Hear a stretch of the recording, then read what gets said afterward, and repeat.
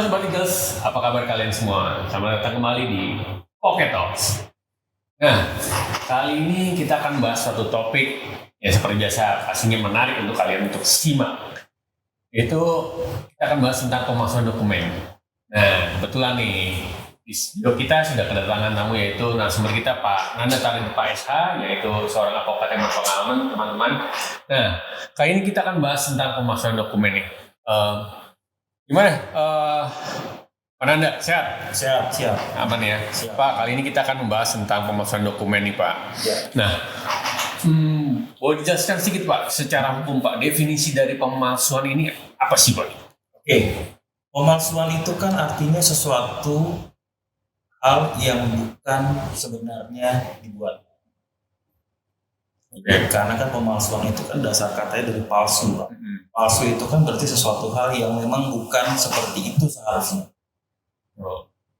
Dengan sengaja dibuat Dengan ya Pak ya? sengaja dibuat untuk membohongi orang, untuk mendatangkan sesuatu hal yang menguntungkan pribadi.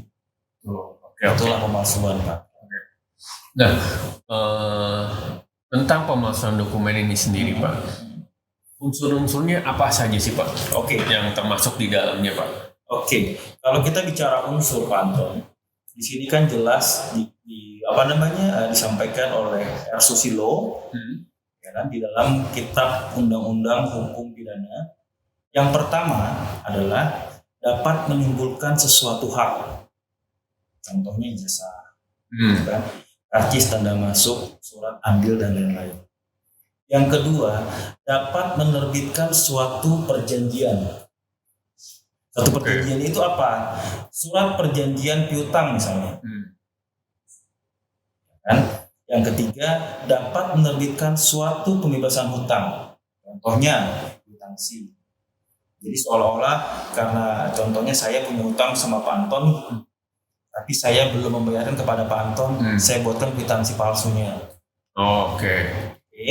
Yang keempat, surat yang digunakan sebagai keterangan bagi suatu perbuatan atau peristiwa. Misalnya, surat tanda kelahiran atau akte kelahiran. Akte kelahiran.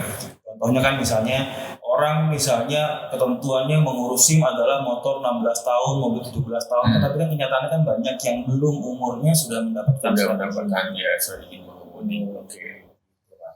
Oke. Izin Pak Nanda. Siap. Nah,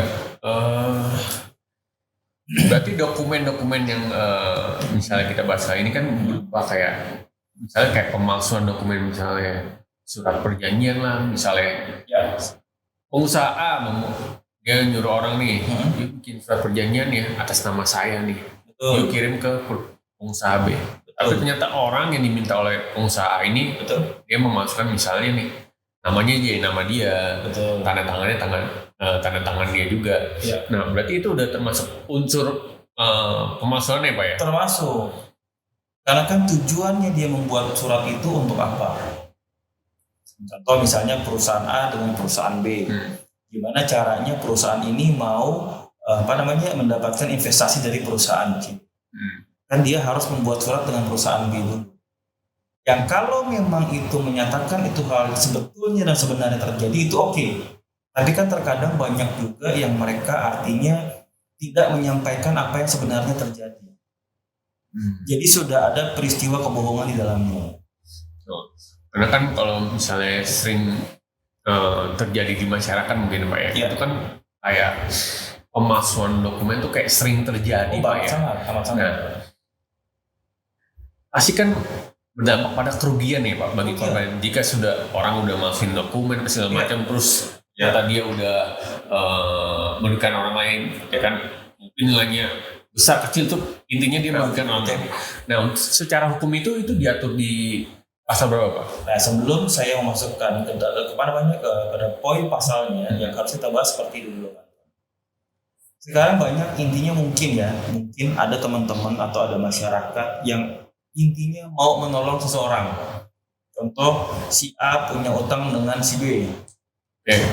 Nah, mungkin si C ini mau membantu untuk memberikan tenggat waktu yang lebih kepada si B. Dibuatlah surat utang atas nama si C kepada si A untuk diberikan kepada si B. oh ini masuk nggak Bang? Oke. Jadi dia menggunakan situasional palsu, keadaan palsu dengan mengeluarkan satu bentuk dokumen yang itu sebetulnya sudah melanggar. Yang itu yang saya yakin sering terjadi kepada kehidupan kita sehari-hari yang tanpa kita sadari. Nah kalau kita bicara pasalnya sendiri, sekarang pasalnya itu adalah jelas termaktub di dalam pasal 263 Kitab Undang-Undang Hukum Pidana. Yang dimana isinya adalah surat palsu atau memasukkan surat yang dapat menimbulkan suatu hak, perikatan, pembebasan hutang seperti yang saya bahasakan. Ya kan, dibikinkan kwitansi palsu atau surat pengakuan palsu untuk menyelamatkan si B kepada si A, untuk menyelamatkan si A kepada si B.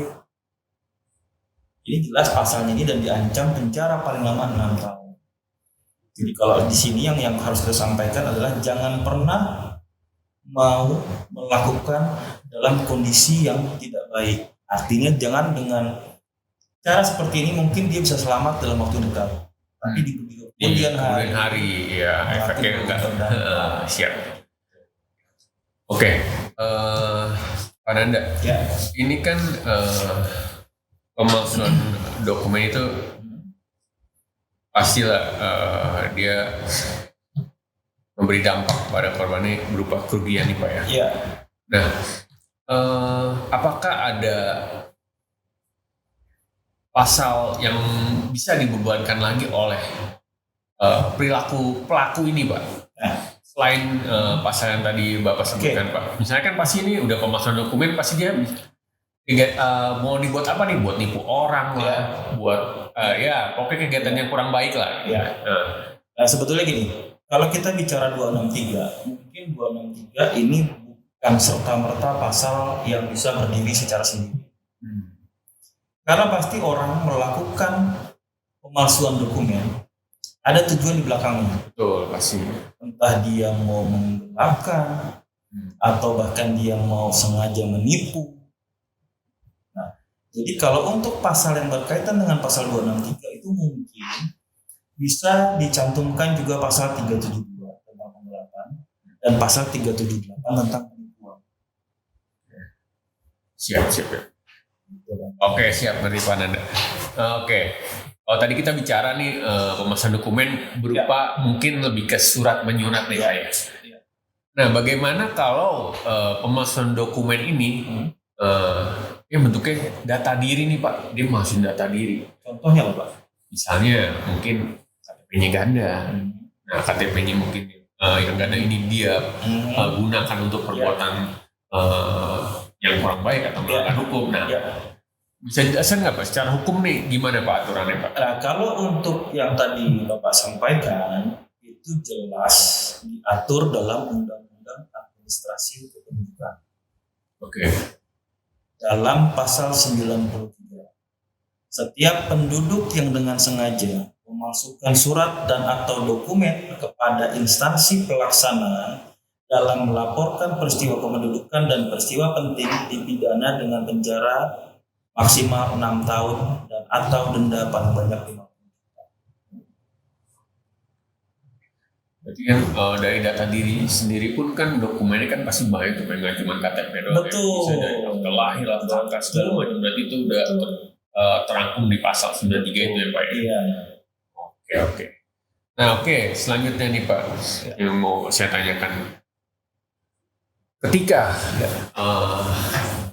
orang pelaku ini dia melakukan tindakan pemalsuan dokumen, tetapi belum sampai merugikan korbannya Pak. Tapi dia udah buat nih misalnya bikin surat perjanjian, bikin surat tentang piutang, baru dia buat nih Pak biasanya. Tapi belum sampai dia istilah eksekusi lah Pak.